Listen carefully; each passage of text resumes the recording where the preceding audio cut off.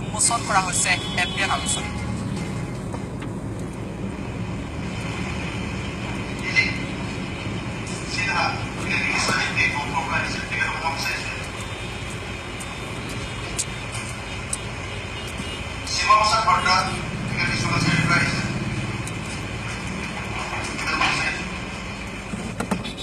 আচলতে এই প্ৰক্ৰিয়াটো এই উমৈহতীয়া প্ৰক্ৰিয়া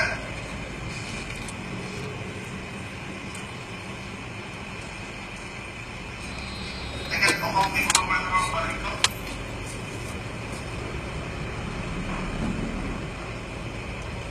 আৰু তেখেতৰ নিৰ্দিষ্ট ব্যক্তিত্বই সম্পৰ্ক জনাব বিচাৰিছোঁ।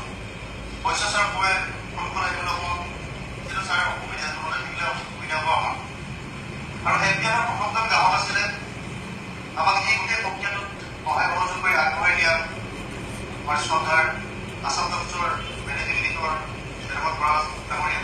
তেখেতে গোটেই প্ৰক্ৰিয়াটোত আমাক দিহা পৰামৰ্শ দিয়াই নহয় বিভিন্ন ধৰণৰ আমি যথেষ্ট প্ৰত্যাহ্বানৰ সন্মুখীন হৈছিলোঁ। সেই প্ৰত্যাহ্বানৰ সন্মুখীন হোৱাৰ সময়ত তেখেতে যথেষ্ট দিহা পৰামৰ্শ দি আমাক আগুৱাই দিয়াত সহায় কৰিছে। সফল পৰামৰ্শত মই তেখেতক আহ্বান জনাইছোঁ সদায় তেখেতে এফবিআইৰ এজন নিৰ্দিষ্ট গ্ৰাহক তেখেতেও যথেষ্ট দিহা পৰামৰ্শ দিছে। আনকি জিএছটি মই দেখা দেখিবৰ কাৰণে অনুৰোধ জনাইছিলোঁ অশোক শইকীয়া ছাৰক তেখেত মুম্বাই কংগ্ৰেছৰ ভৱিষ্যত বিশেষজ্ঞক তেখেতে দেখা দিব নোৱাৰিলে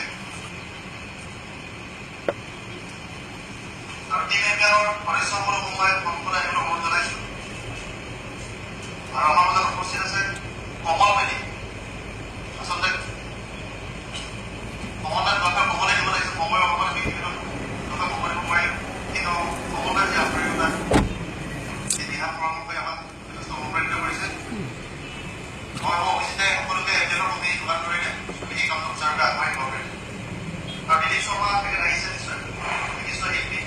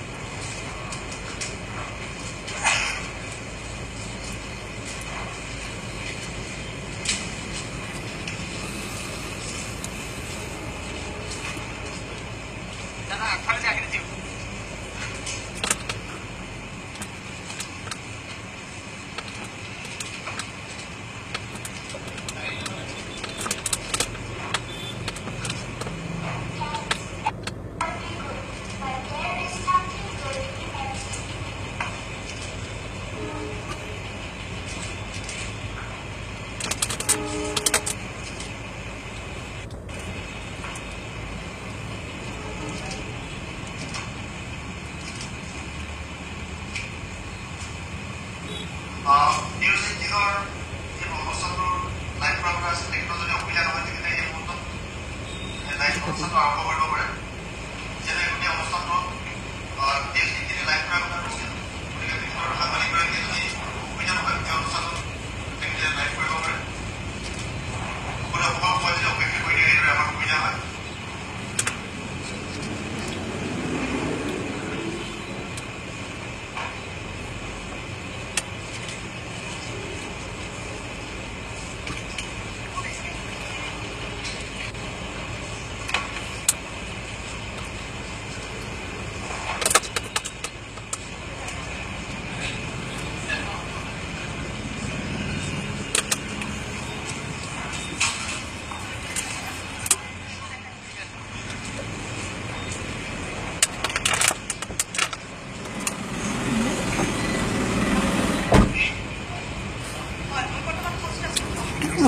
নিছে